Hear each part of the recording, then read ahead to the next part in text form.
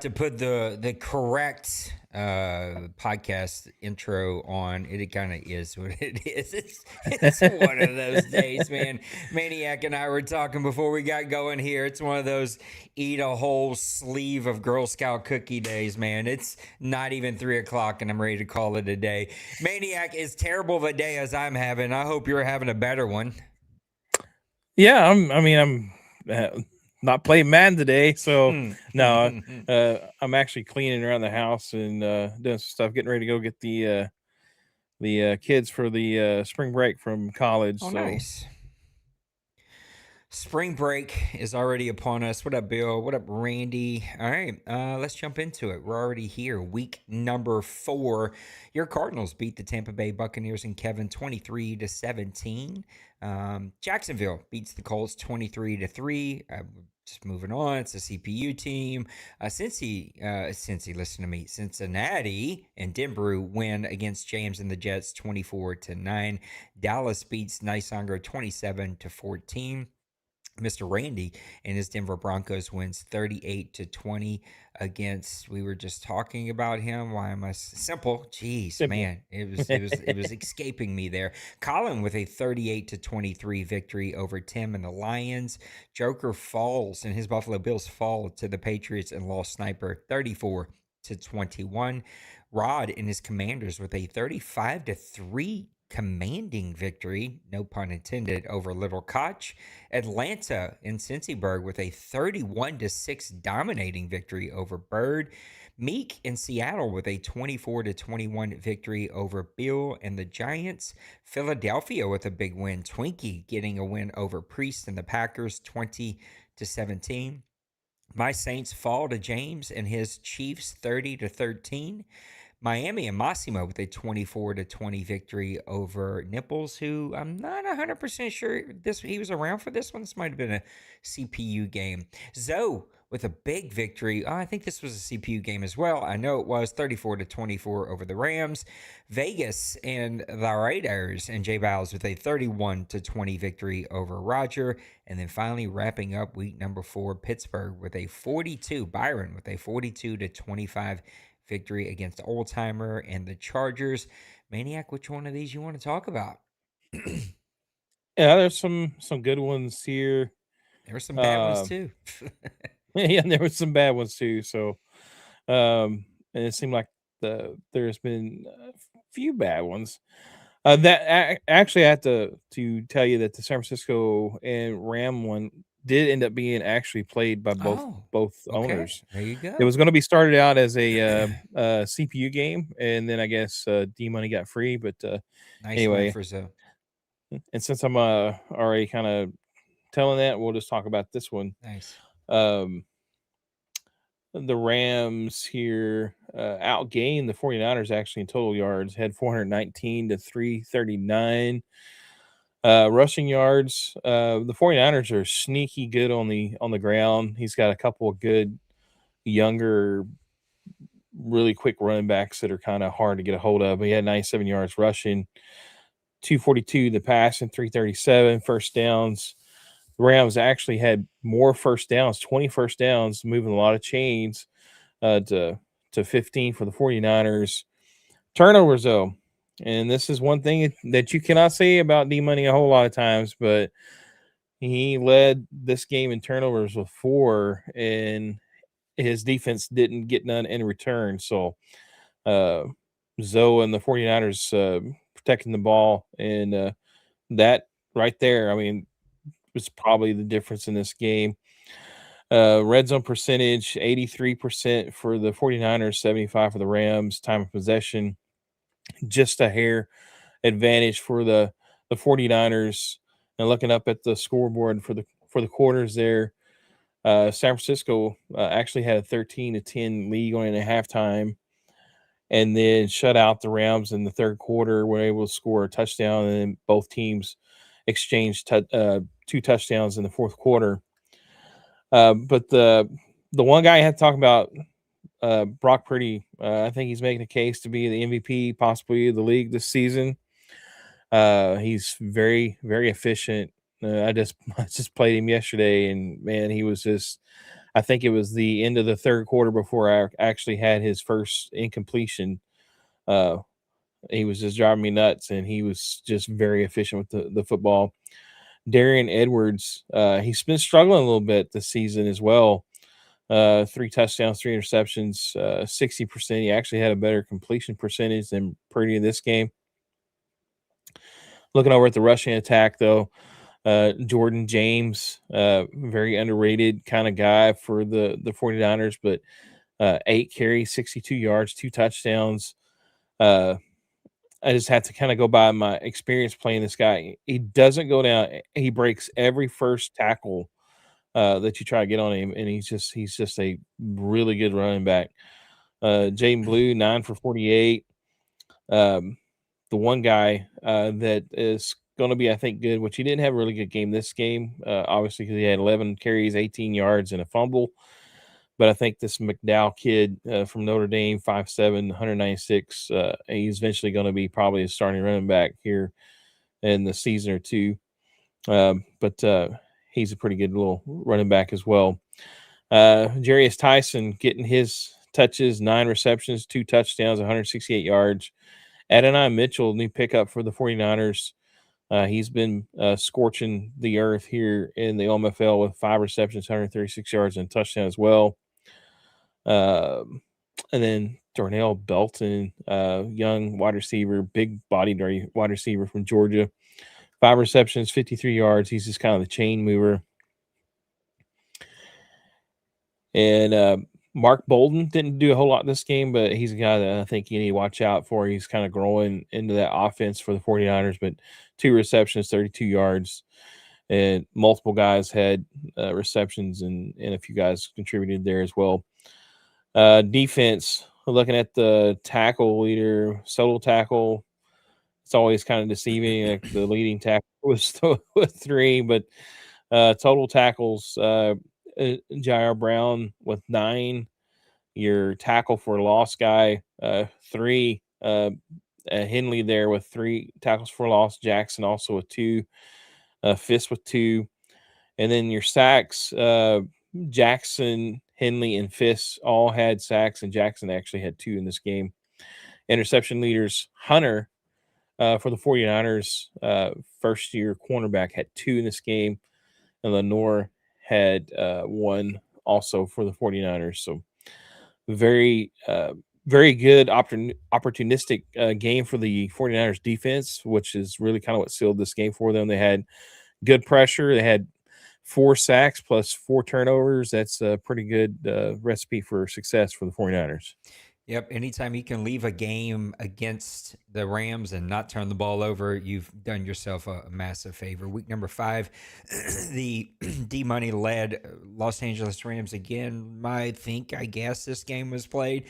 Beats Joker and the Buffalo Bills 28-18. Dwayne and the Dallas Cowboys get a 30-10 victory over Twinkie. Collins stays red hot with a 40-33 victory over Priest. Raiders and Jay Bowles with a 27-21 victory over the CPU. I would love an owner, but I don't have any prospects right now, and we gotta go find him. Pittsburgh and Byron 38-35 over Roger. Cincyburg with a 44-41 victory over Kevin. That's a really good game between those two. Mr. Is it Madden Robot? I don't know what this is anyway. That's simple. It's simple. Yeah. It's just he's got like 600 different aliases. And it always messes with my head because I always look at it and go, wait, who is that? I mean, it's simple. 24-21 over Nicesonger. Look at a little defensive game. I even heard people calling this out in the chat while it was live. Massimo with a 9-6 win over James. Zoe continues to stay red hot. 2 massive back-to-back victories here, 31-29 over Meek. Tim beats my Saints 21-19. I may not win a game this season. Bird bounces back 34-27 over James. Little Koch bounces back 27-24 over Nipple, or maybe the CPU. I don't know if Nipple was gone by then. Denbrew bounces back with a 10-6 victory over Randy. Denbrew's playing some really good defense this year. Your Cardinals fall to Lost Sniper 45-31. Defense wasn't happening in this game at all. Old Timer and the Chargers with a 28-24 victory over Big Hurt. This was a sim, but the Chargers, it was a sim win for the Chargers. But the Chargers were winning that game with a little time left before they DC'd. That's a big-time victory here for Old Timer. And then wrapping up week number 5, Rod with a 31-28 victory over Mr. Beal and the New York Giants. Which game you want to talk about here, bub? I really want to look deeper into that Miami New York Jets. Let's do it. This game actually killed my hopes for the pick'em because I picked the Jets in this one, and lo and behold, he didn't get the victory. And when I saw the score, I was like, "Was this simmed or was this?" But no, it was actually played. Offensive yards, and you're looking at the score there, 9-6. You're thinking there's probably not a whole lot of offense, but there was actually a decent amount of offense in this game. It was 287 yards for the Jets, 212 for the Dolphins. That's not a whole lot. Rushing yards, 34. That's pretty slim pickings there for the Dolphins, but 76 for the Jets. 211 passing yards for the Jets, 178 for the Dolphins. First downs, man, the Jets were churning out some first downs, but just couldn't get into scoring range. 6 for the Dolphins. Just looking at this, you would be thinking like, okay, the Jets would have won this game just from this point right here, and yet still 1 turnover for the Dolphins, no turnovers for the Jets. 3rd down conversions, 4 for the Jets, 2 for the Dolphins. Red zone percentage, though, 50% for the Jets, and 100% for the Dolphins. So I guess every time they got in the red zone, they got points. So time of possession largely impacted and tilted towards the Jets. 22 minutes to only 13:52 for the Dolphins. Looking at the stats, and both quarterbacks look like they had a decent day on 54% completion for the Stinson for the Jets, 64 for Bowanko for the Dolphins, 11 of 17. He was sacked 2 times, had an interception, no touchdown throws in this game. It's all the field goal kickers. We may even look at the field goal kicker stats We in don't this ever one. do that. 5 sacks for Stinson. Stinson. He got sacked 5 times in this game, so he was under a lot of duress. Mabry, 10 carries, 58 yards. Allen for 18. I'm trying to look at the Dolphins here. Montgomery had 4 for 17, 9 for 16. Just not a whole lot of offense going on the ground. Looking at receptions, wide receiver Carlos Ivory had 9 receptions, 159 yards, no touchdowns. He was dominating the airway, but couldn't get it in the end zone for the Jets. So, and then a lot of 1s and 3s, and most everybody didn't get over 50 yards, and a bunch of them only had like a just in the teens. So a crazy game defensively. Looking at the defense, your tackle leader Sauce Gardner was 7. It's always a problem if your cornerback is your leading solo tackle, leader of the game. Tackles for loss, 3 for Phillips. Chamberlain also had 2. Several other guys for the Jets had 2 sacks. 2.5 for Phillips, 1.5 for Childress. For the Jets, Miami McKenzie had 1, Reynolds, and there's 3 or 4 guys there had half sacks as well. The lone interception, Will Milner. We've heard this name before. I think this is the guy from when Kobe had the Titans. So he was able to get an interception this game. And we're going to go over here and look at the kicker. The old kicker, and the Jets kicker actually struggled in this game as well. Joey Sly was only 2 of 4, missing 2 field goals. Brenner was 3 of 4. Just the difference in this game. Those misses though came from 50-yard attempts for the Jets or more, and he was 0 for 2 in those.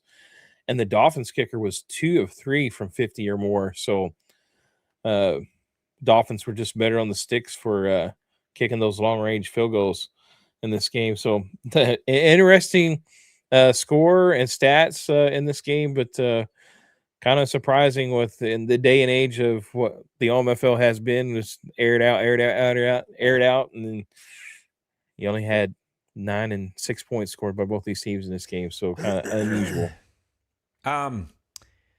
Randy says, I watched this game with the Dolphins and Jets. Just missed a ton of field goals and let the clock run out from like the 2-yard line to win the game.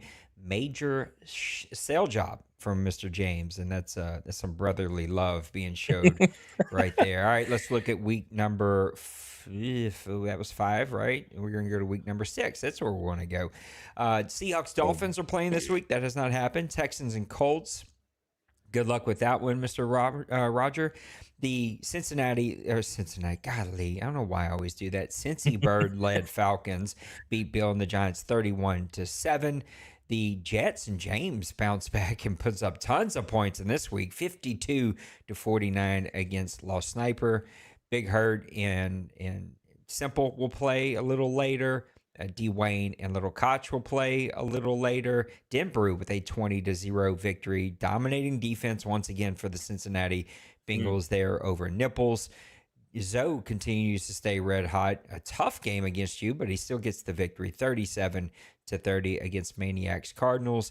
Kevin and D-Money will play a little later. Twinkie and Tim will play a little later.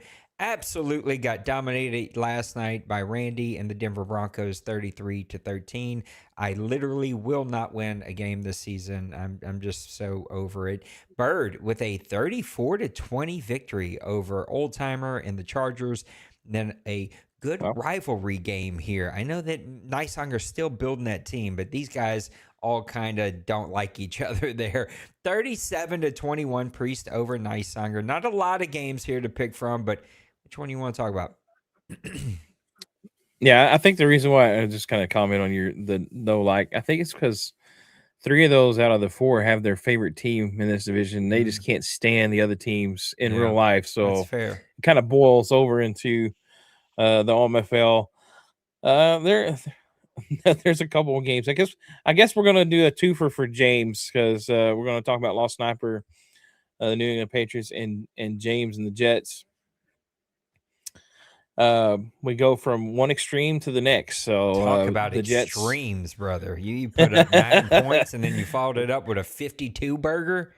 Yeah, he's. I think they said internally that they were not going to let the field goal kicker actually on the field this game. So, but yeah, offensive output here is just almost unbelievable, man. 536 for the Patriots to 488 for the Jets. Offensive rushing yards.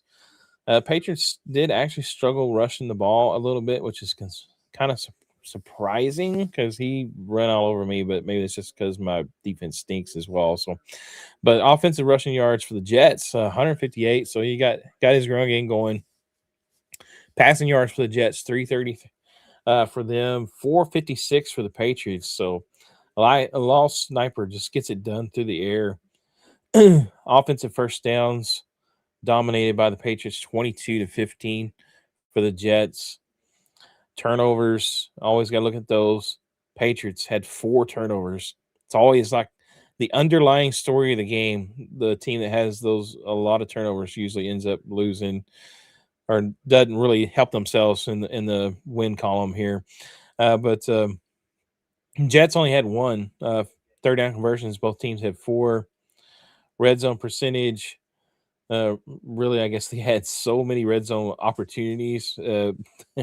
Red zone for the Patriots was 57%. Jets was 62%. Both of them had 4 touchdowns in the red zone. So, good gosh. Um, Time of possession 17 for the Patriots, only 11 for the Jets. So the Jets were getting some big plays in this game. All right, let's look at the stats. Oh my goodness. The quarterbacks didn't have touchdowns in the last game with the Jets. Now all of a sudden, Stinson, he's an all pro, 5 touchdown in this game with 1 interception. He was sacked 3 times, 22 of 35, 62%, 349 yards. Drake May, 7 touchdowns, 3 interceptions, 22, 29, 75%. Just had those interceptions to kind of bug out his extremely good game. Mabry, 12 attempts, 98 yards. So he gets the ground game going again in this game. 1 touchdown. Allen, 8 for 54 and a touchdown. Henderson for the Patriots, 54 yards. Peoples only 26. And these guys were corralled in this game. I couldn't control them. Jets did a good job of controlling them. Hernandez, this was another guy I couldn't put a corral on in my game either. He was all over the field. 5 receptions, 145 yards, 3 touchdowns for Hernandez. Smith, 7 receptions, 139 yards, and a touchdown.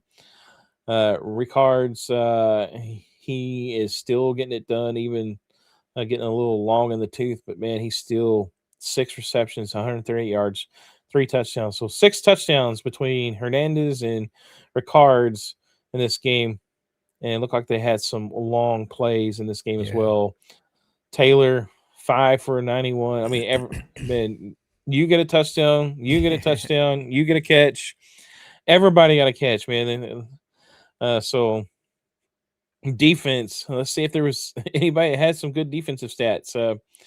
Solo tacklers, McKinney for the wheel linebacker for the Jets. Murray Murphy, I'm sorry, 5 for the Patriots. Tackles for loss, Barmore with 3, Soto with 2, and then your sack leaders, Barmore with 1, Woodson with 1, and then a couple of guys, Landry and Williams had a half sack, an interception. Amani Wise, the Mike linebacker for the Jets, 2 interceptions. Jabril Peppers with 1, and Coleman with 1. And let's see. And Sly only got 1 opportunity to kick a field goal in this game, and he actually made it, but it was a short field goal. So I think if I looked at the box score right, it was the overtime winner. So he got a little bit of redemption, I guess. So Randy also says, I watched this one also. Lost was fixing to run the clock out in the end, but James user forced a fumble, tied it, went to overtime, Lost threw a pick, and James actually made the field goal this time to get the W. And then Randy says, Blackburn was my leading receiver against Priest. I'm not sure that's the brag you think it is there, Randy. I'm just giving you a hard time. Blackburn's a receiver he got from me. So good luck. I'm glad that worked out. Okay, little OMFL news. When we come back, we're going to run through these predictions. We can easily spend an hour on these. We're going to try not to do that. We're going to run through these, give each divisional pick, and then we'll pick who we think is going to be in the OMFL Bowl and who will win it. Oh, my goodness, I can't talk. We will be right back, though, after this commercial break. We're going to go to Nipples this time. ¿Estás dolido por Madden? ¡Oh! Sí, señor. 4444. Es Miguel. Te ayudaré a mejorar tu vida. No Madden, no McDonald's, McFlurry. Adiós, amigo. 444-4444. Llama. Te puedo ayudar. When your nips has been twisted, please call Miguel. No hablamos inglés. As one and only. They broke the mold after they made that one right there. Okay, we're going to run through some standings and run through all of these divisions. We're going to go backwards because we always go the other way. 49ers 5-1, Rams 4-1, Seahawks 2-3, Cardinals 2-4. Who wins this division? I'm going to say the 49ers. I think his offense and stuff right now is just playing lights out, and he's also just playing really exceptionally good defense. So the 49ers, the team to beat in the West. I do think they're the team to beat here early on, but I'm going to go with D-Money and the Rams. He is still D-Money. He will figure out this baby thing. He'll find his stride, and he's going to win this division. NFC East, this one's been owned for quite some time by Dwayne. 4-1. Rod and his Commanders are 3-2. Twinkie and the Eagles 2-3. Bill struggling this season at 1-5. Who wins this division, and why is it the Cowboys? Because Dwayne is Eddie steady. It doesn't matter what changes may be from Madden or sliders. It doesn't matter. Dwayne is just steady Eddie. Always figures it out. Always plays the same way, and he's just consistent. So you can't go against consistency like that. So it's going to be the Cowboys again. I do think the Commanders will be right on his heels, probably get in as a wild card again, but it's just going to be the Cowboys until the wheels fall off, or maybe Dwayne gets too drunk to play every time. and then it might be. Yeah, it's Dwayne and Cowboys. Rod will make it interesting with the Commanders. The Giants will get some upset victories. I know he's off to a slow start, but Bill is still Bill, and he is still going to go and take a couple from some people. I do not see Bill going full tank mode. NFC South, Cincyberg and the Falcons at 5-1. Bird 3-3. Kevin 2-3. And then my terrible Saints 0-6. Who wins the NFC South? Gotta go with the Falcons. You know, obviously we talked about Tank Gate. You know, we always have that discussion every season, it seems like. So, but the Falcons, you know, obviously wasn't really probably in on winning last season. He gets some good draft picks. He had some good players last season too, and they just build up on it in free agency. He's built a really good squad now, and he's rattled off 4 straight. And I think he's just going to have a string of holding this division. Do you think the Panthers are going to be right on his heels as well? Still, Bird is always he's dangerous anytime he plays anyone. So Buccaneers, I think it's going to be an off season for him as well.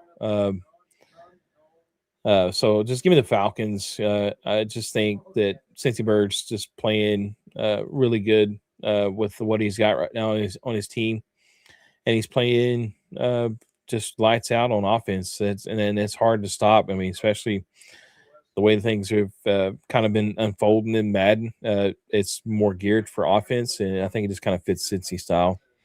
You'll see how he stopped when he got to my Saints. I just sort of avoided that whole conversation. Bird and Kevin will battle it out. These two guys, I think, are very much in it. It's kind of a mixed bag of a start here, but both those guys have really good teams. I think since he's just with as high of a draft pick as he had, he went and hammered out a great draft, hammered out a great offense and defensive game plan, and picking up some free agents and re-signs and trades and all the thing he does. I think since he's going to win this division. NFC North, Colin at 5-0, Priest at 4-2, Tim at 2-3, Nicehanger at 0-6. Who wins the NFC North? Colin, but Priest is actually playing quite well. That's surprising so far in that division. And I think the Lions are kind of figuring some things out. But I think Colin is just he's kind of I've noticed he kind of has an off season and an on season. I think this is on season. He's 5-0, starts the season off, and he's got one really good defense. He's only given up a little over 100 points so far on the season after 5 games. That's probably one of the tops in the league right now. And then he's scored 173 points. And so he can score it, and then he can also kind of shut it down a little bit. So I think it's just going to be his unless he gets hit by the injury bug. Who knows, with Madden. So. Yep, I totally agree with you. I feel like we're just agreeing with each other, but I'm with it. What up, J Bows? What up, Zoe? I think Colin owns this division. He's the most consistent owner in this division, especially since going to all Madden. And he's got that team and that defense absolutely rolling. Moving over to the AFC now. AFC West, J Bows, the current champion at 5-0, old timer at 3-3. Randy at 3-3, and James at 2-3. Who wins the AFC West? Give me the Raiders. The Raiders. And I know we're probably going to agree on this one as well, but I think he's starting at 5-0. He's kind of building off of the success of the bowl game. I know most of us, I think, in the draft show all picked that said that we didn't think he can make it back to the bowl game. I might be changing my tune on this in a little bit. So, again, he's scoring points. I don't think he's scoring points quite as much as he was last season, but I think equally enough, his defense is playing better than it was last season as well so far. So, I've kind of just got a little bits and pieces from some of his games, and it seemed like every time I tune into his game, it's his defense making a play. So, and you can see there again, this doesn't tell the whole story, but points allowed, 78 points allowed through 5 games, pretty good, especially in our score heavy league that we've got going on with Madden. But he's still been putting up a good amount of points here, almost nearly 150 points on the season. So he's being consistent, and I think it's showing in the win-loss column. The Chiefs and James have put up 93 points so far this season. 90 of them were against me. I was the only guy that couldn't stop him. But no, I agree with everything you said. Look, Randy and the Broncos are going to make it interesting. Old timers, hard to tell. He kind of got thrown into this. Is he going to be able to find his footing? I don't know the gentleman. I've never watched a ton of his gameplay outside of when he used to be Florida and I was LSU and the Dews. So good owner, but is he going to be able to make a run? Give me the Raiders to win this one. Randy is going to be in the playoffs. I see Randy and his Broncos getting really hot towards the end of the season, maybe being a lower seed, but going on an upset run and maybe going on a run when we get to the playoffs. AFC East, Massimo at 3-2, James at 3-3, Lost at 3-3. And this one's surprising, but Joker at 1-4. Who wins the AFC East? And this one's probably gonna be one of the more entertaining divisions, I think, this season. The total shocker here for me is the Dolphins are right now currently number one in the division, and they've only scored 87 points on the season, which is kind of a shocker for Massimo. Massimo's usually he is a score first guy, play somewhat semi defense, and he's got the best defense so far in points allowed wise. I think this one's going to be, to be honest, though, I think it's going to be a coin toss. I mean, you could literally any three of those guys, I think, could end up being the division winner. But I'm going to go with my gut, and I'm going to say the Jets, I think, are probably going to be the better opportunity here to win this division. I think he's been a little bit more consistent across the board, except for that one game that he had against the Dolphins where it was the 9-6 game. But his defense and his offense are both middle of the road. And I think eventually not being able to score points, I think that's probably going to end up hindering the Dolphins as the season starts chugging along. I think all these guys, though, are going to be vibing for that spot. It wouldn't shock me if Lost wins it either. I mean, he's just got a prolific offense. His defense is what keeps him from really kind of solidifying himself as the number one here. What up, Bird? What up, Denbrew? My heart wants to pick Massimo. I love the guy. It seems like life is starting to settle in now that he's into his brand new home. But I'm going to go with my other heart. I think James and what he's doing is great. I need to see the consistency there. He's had some weird games here that have got him to 3-3. I'm going with Lost Sniper and the Patriots. I think he'll figure it out. He'll turn around. That offense is really good. That 87 number for the Dolphins, as you already spoke about for the Dolphins, is making me avoid it. And vice versa, the 214 number for the Patriots are making me pick him. Give me the Patriots to win the East. And then I think wrapping it up, no, two more. South, AFC South, we got Big Hurt at 4-1. We got a CPU team at 2-3. Please, God, let the CPU team win this entire division. It'd be amazing. I'm just joking. We got the Titans at 1-4. I did it again. Simple. Jeez, God, why would that not stick? I don't know why it won't stick. And then Roger at 0-5. He's also about to take some time off. Who is going to win the AFC South? This is going to be the Jaguars unless the wheels fall off. I mean, that's just it could happen. I mean, right now the only team that's got a winning streak in the division is the Titans, and I think that was a CPU win for him. So it's a good point. So we got the Texans. They've lost 5 straight. The Colts, they've lost 3 straight. And I know that part of that's been CPU, I think, 1 game, but 2 of those losses were on Bill in New York. And then the Jaguars are coming off a loss. So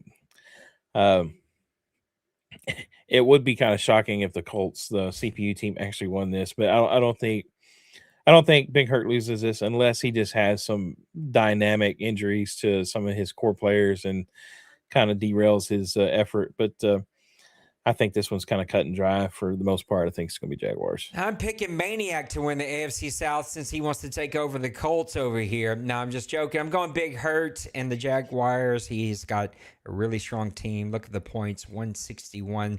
Great defense at 95. I don't think there's a whole lot else to talk about with Roger dealing with the health stuff. He really doesn't have a chance to focus here. We'll We'll see how that plays out. AFC North, you got Denver at 6-0, Little Koch at 4-1, Byron at 2-3, Nips at 1-5, and I'm assuming that Nips is out on this sex cruise that he's always goes to every single year or something like that. So, who wins the AFC North? Yeah, so like what time is it? Oh yeah, it's spring break. It's he's out looking for the nips right now. So yeah, the Ravens are out of this one, obviously. I think this one's gonna be a 2-man race here. I think it's gonna be Browns, Bengals.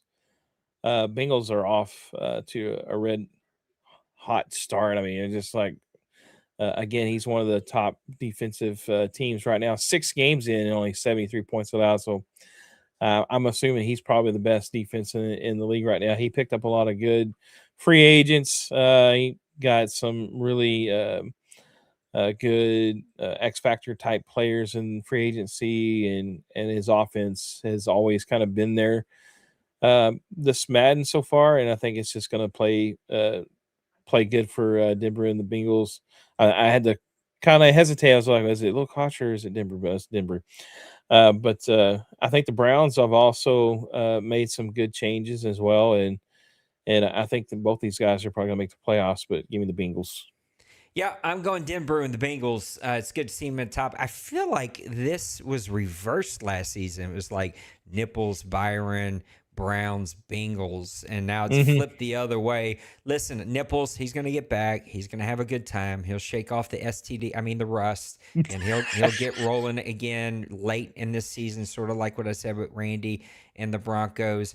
Byron's still building. He's still trying to, he's got a rough situation to rebuild over there. It's great to see Little Koch back at the top. I'm just taking the big brother in their friendship there. Give me Mr. Denbrew. He's sort of owned this division for a long time, took a step back for a bit. He looks like he is back and rocking and rolling, playing some really great defense at only 73 points. All right, we're going to take another commercial break. When we come back, we're going to open up the OMFL mailbag. We got 3 or 4 quick questions. And then when we get done with that, we're tossing it over to Maniac for the question of the day. We're talking to NFL offseason. What's our favorite part, the draft or free agency? We'll be right back. Leaky pipes, clogged drains, forget about it. Call Tony the Wrench Romano, New York's most connected plumber. Listen, I don't just fix pipes. I make problems disappear. Fast, quiet, clean. Just like Norna told me. And maybe a couple uncles. Licensed, bonded, respected. No job too big, no secret tunnel too small. You can call someone else. Maybe they show up. You call me, I make sure it gets done. We don't just stop the leaks, we stop the talking. Now serving all 5 boroughs, and nobody asks questions. Nobody ask any questions, Bill said. All right, let's open up. Oh, no. Yes, we're opening up the mailbag. That's right. Mailbag and then question. That's what we're doing. Randy I need to make a call to Tony the Wrench Romano. I need to make a call to a coffee shop, I think. Randy says, Madden is a game we all enjoy. Is it? Is it, Randy? What? Is it? What? I'm not. Look, I've got I don't even have it pulled up. I was like, I think I'm going to give him an X just for putting that. Yet equally hated times. Oh, I don't know about equal. If you had the ultimate authority at EA and could fix one thing, what would it be? I would simplify the game. I just think I understand why we went RPG route and dice roll route and like all that stuff. The game was so much more enjoyable when it was simple. And I think they went advanced in the places they shouldn't have. Like, there's no reason why I don't have advanced stats in Madden. That stuff's all built out for the NFL. You tell me we can't have that for Madden? I'm talking about, like, all the advanced stats that you can pull up for Madden. I don't understand why we don't have advanced stuff for the draft and, like, really being able to look and find some hidden gems. Like, I just think they went advanced in, like, gameplay and player motion and animations and da-da-da-da-da-da-da. Super simplified.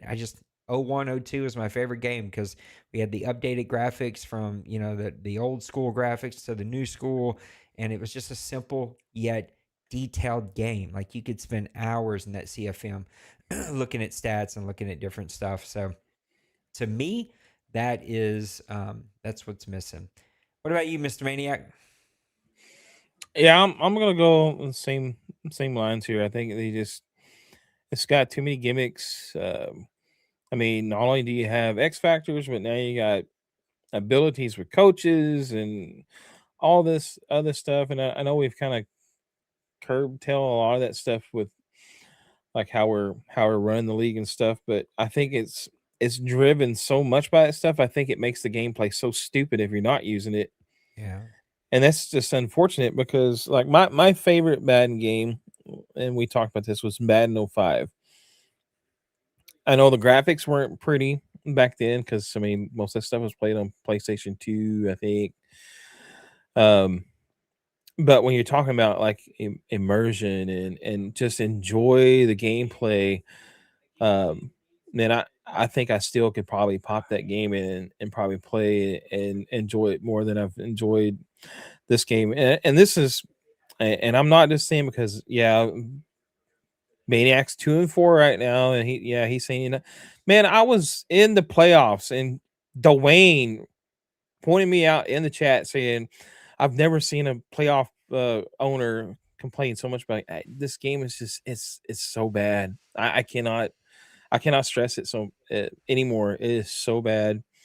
I hate playing it. I hate having to pick it up, but I love y'all guys, and I swear though, if I could just kick Madden to the curb and just hang out, I would do it in a heartbeat, man. So My wife told me the other night, she's like, she was going to bed early, and she's like, well, you'll get to go and enjoy some video games. And I said, enjoy video games?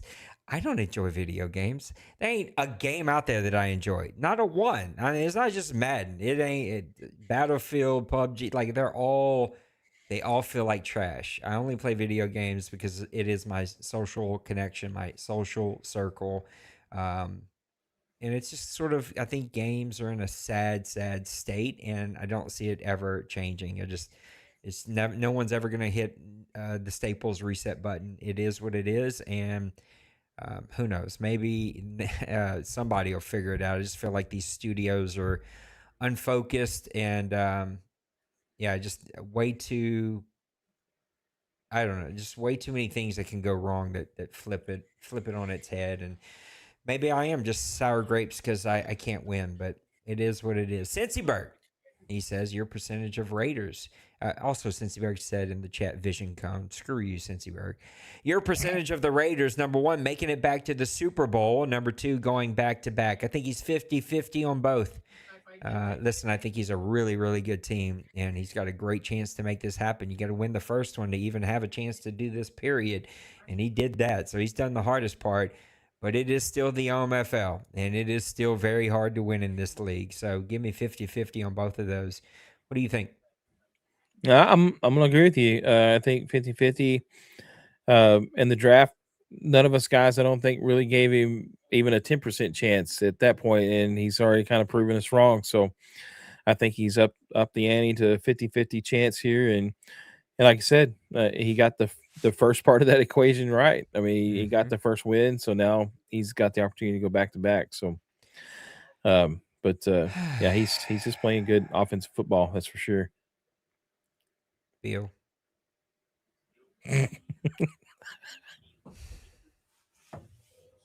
Bill, why can't you ever just? You can't make nothing easy. You can't nothing. Not even your questions, Bill. Bring me happiness and joy. Bill says, do you like your eggs over easy, sunny side up, or scrambled?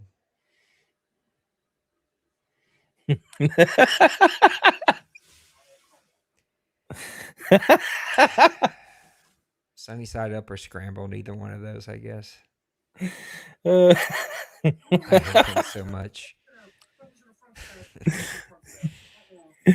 Hey, at least he's got me laughing. I mean, I have to give him that, but oh my goodness, Bill. Hey, if you're gonna ask the egg question, man, you gotta ask also. You got like bacon or sausage.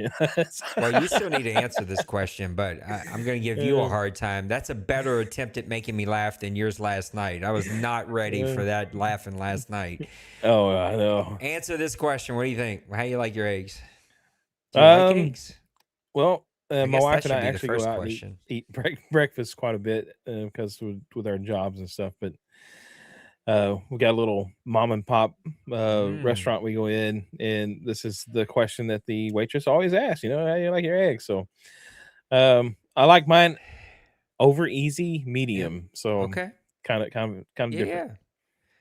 I got super snotty about my eggs recently, and started doing this like way too complicated sort of like spooning over olive oil with garlic and herbs over the top of like an over easy egg, so it sort of just cooks the top barely, and it's probably my favorite way to have eggs now. Nice. Nice Songer. He says, when it comes to weather games, which do you prefer, rain or snow? I don't actually get many of either because I play in a dome. But I would say snow if I had to pick, even though I don't think I've had one of those this Madden. What about you? I have not had either one of those, rain or snow, and I think um, I'd almost like welcome it because it seems like those that are playing the rain and snow actually have defensive games. So People cry so hard about weather games. It's like, oh, just deal with it. He follows Yeah. that up with, what frustrates you the most, slips or fumbles? I would say fumbles because my guy can slip all he wants. At least I still got the ball. Fumbles drive me absolutely insane. Yeah, I'm the same. Fumbles. I mean, slips. I think makes it look realistic because it happens. And fumbles happen too. But I think Madden just kind of overdoes it with the hit stick nonsense that just seems to.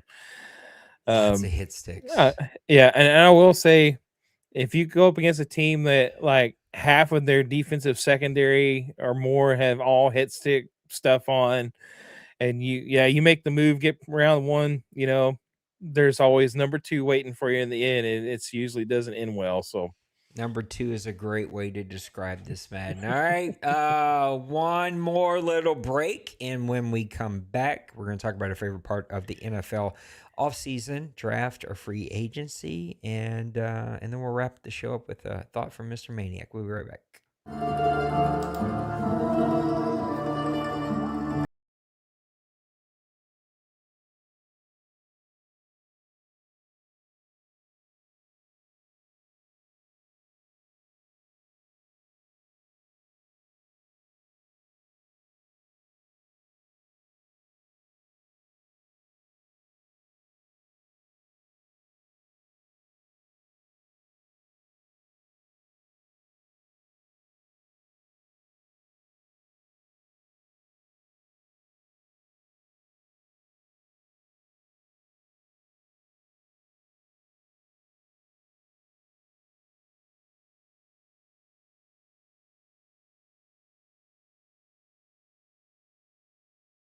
Some fella, even with a hairline, that's just running away from him there. I think that is not a very real picture. That is, maybe it is. No, I think he's got a head full of hair. I don't know.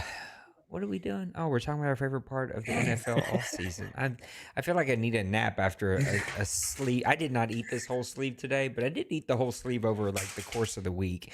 it's crack, man. It's legal crack. It's just been one of those days. Favorite part of the offseason, free agency or the draft? Well, being a Cowboys fan and knowing how the Cowboys have ran the People still admit offseason, that in public? yeah, unfortunately. There has been thoughts of switching allegiance a few times, but oh man, yeah, being Jerry Jones, Yeah.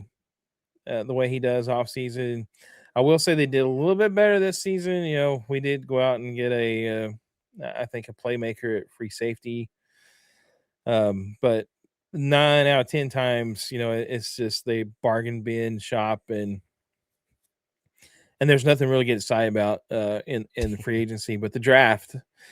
I think the Cowboys have had a pretty decent draft history, and they've found some gems where even like later into the rounds and stuff. So I think I'm always most excited about the draft because 90% of my team comes from that. So that's where I got to look You towards. were But pretty passionate in the chat the other day as an outsider, not a Cowboys fan. I thought it was weird that they were going to give up draft picks for Max Crosby. And I was like, well, you should have just paid Parsons. I don't understand. Like, what are we doing here? You got to, and you were pretty passionate about that. Yeah, I mean, I think, really, to be honest, I think the more I watch Parsons and how he react, I think he was just a big diva, man. And I know a lot of these guys get that way and stuff, but uh, to me, going back and started thinking, like, some of the interviews after games and stuff, when Parsons had 2 or 3 sacks in a game, but that they lost, he was still happy. They win, he didn't have nothing. He was over there pouting like a little big baby. So I was like, maybe not the best, the best teammate to have in the locker room and stuff. And I think if I can say one thing, I think Dallas has done a good job of cleaning out the locker room. I think they're reestablishing a better culture, and hopefully, maybe that'll help my heart be a better culture in other areas as well. I think I enjoy the draft, even though this free agency's been fun. Saints actually are going to get me some speed and some playmakers, so I don't have to completely rebuild the team from scratch. But I do love the draft. Like I literally could sit there all weekend and just watch that thing and just like Mm. hand in a bowl of popcorn and hand on a cold water and just sit there and watching the draft all day and listening to all the analyzers talking. Analyzers is not a word that I was looking for. Anyway, you know what I'm trying to say. Analyze all the picks and all Mhm. breaking them all down and how they're going to go. I love the draft, even though again this free agency has been a ton of fun to see what the Saints can do. So Yeah, I think I enjoy the draft. Kind of like you. I will. That's probably like one of the only sport. I mean, even a Dallas Cowboy game, I won't sit and watch the whole thing. I'll watch it, and then if I got something going on, I'll get up. I mean, I can get up and leave it. Um, uh, but the draft, I don't know. I just something about it, to me, because one, you see young men getting opportunity to live out their dreams, and I think that's like one of the things that kind of gets lost in the sauce and all of these things. But these are human beings that have put in a lot of work. I mean, not every one of these guys. Some guys are just born with a lot of talent, and they're not as hard workers as some. But you see some guys that have just kind of worked their way up. They were a walk on the first year in college, and they just work their way up to the last year of college, and they get a full ride or something like that. And then they just keep progressing. Those type of storylines, I get really intrigued with and attached to, because those are the human side of things that I think get lost a lot of times, and those things really intrigue me, and I can just get it. To me, it's like watching a movie, man. I'm like you. I can get popcorn, get my chips and salsa, or chips and cheese dip, man. And I'll be sitting there, and my wife's like, what are you doing? Like, this is not even the Cowboys pick. I'm like, no, but this guy, they talked about, he had this, he's maybe his mom passed away, and I said, but he's trying to do all. And she's like, oh my goodness, she's like, you make it sound like it's a soap opera or something else. Like, well, I mean, I like to no, see but where my favorite college teams players go to. yeah. Just like how's that going to fit work out for them, that kind of thing. All right, Maniac, I'm giving it to you. One final thought. Close us out. I'm I feel like we need some Dear Diary music in the background. I need the little. Yeah. I don't know. It's been a rough season. I'm. It's hard to stay positive, but I mean, trying to do the best I can. I know you've had a rough go as well. But I do enjoy. If there's one thing I enjoy seeing, is like some of the guys that maybe have struggled in the past, in seasons, and they're having success. Like Jay Bowles. Jay Bowles has been one that's kind of had a lot of up and downs and stuff, and see him have some success. That's exciting as well. I'm looking forward to. Um, I wish we could just get a game where we can just all play and really have a good time. And no matter where you're you're at on the scale of like being a player on sticks and different things. You can sit down and enjoy it, and there's something there for you.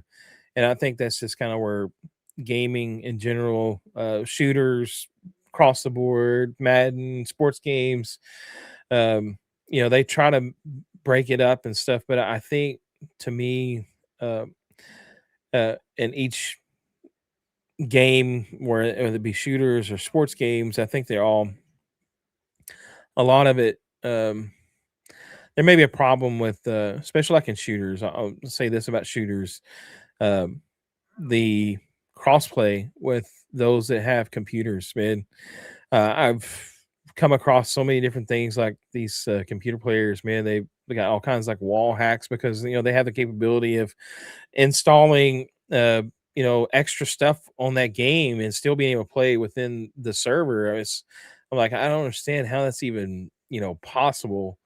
And I'm not saying like nobody in our league. I think everybody's on console. So, but you know, why would they even make that a thing? And I just think they've a lot of these companies, I think, just because of the bottom line, I think they've ruined the game for us fun because they look at the money factor too much instead of like the factor of overall enjoyment from the game from uh, their consumer. And I think that that can go in a lot of areas in America and, and across the world is they don't really care. I mean, as long as you're a number, and as long as you're a number and you're giving more numbers to their number, they don't really care. I mean, that's the thing. And I think until a lot of people care about it and say something and stop spending, it probably ain't going to change. But we have this here, this game, Madden. We play in these sports games. We play in this community, and that's the only thing that really has been enjoyable. Is just still playing games that are absolutely awful, but then sometimes when you've played really great owners and you have the conversation afterwards and realize that there's more things outside of just the gaming situation, personal things and stuff, and you get to know those people. I think that's right there, what it's all about for us in the community. And for me, ultimately, yeah, I'm a big mouther. I speak my mind and probably shouldn't sometimes, but I'm a passionate guy, and I like to. Um, I don't feel like people should be shut up, and there probably is some people that need to be shut up, but I think voices, need to be said and heard, and maybe sometimes too much. So, but I'll just leave it at that. Maniac said, "I'm a big mouther." That's chill. I was not expecting that phrase to come out today. Yeah, it's been quite the ride, and just it's been a lot. But you know what? We'll push through and hope the next game's better. And if not, we'll figure out the best way to play it. We still got another season to go, which is kind of crazy to think about. So, Right. I'm excited about the draft, though. We're in what? I'm ready. This is season 5, right? Is this 4 or 5? I need to look. I'm all confused. Either way, we're probably. I think just this is the 5. 4th. Is this 4? No. I think this. This is 4. 2 all Madden, 2 all pro, 1 all Madden. And then we're on our second, this is second all Madden. Yeah. So this is 4. So we'll probably play one more. I'm all twisted and turned around about what day it even is. So we'll probably play one more. I had some crazy thoughts of doing something radical, like play abilities off and go comp mode. And I'm not saying we'll do any of that stuff, but I think everything is always on the table for that last season, and we'll see how it goes. All right, that's going to do it. We got an hour deep into this one. I appreciate Maniac making time for me before he hits the road. Be safe, my buddy. Get those kiddos back and enjoy yourself. My kiddos are moving out today, so they got places. Well, the oldest hasn't lived here in a while, but my youngest is moving out. He's actually going to go get a place with my oldest son, and good luck to those two. I hope that works out for him. But there's all kinds of movement and shaking going on around here, And I ain't talking about the 70s song. So I'm out of here. I love you. Thank you, Maniac. Thank you, everybody, for tuning in. Hit that like button. If you're an adult gamer, check us out. Discord is down in the details. We'll see you later. Click. Later.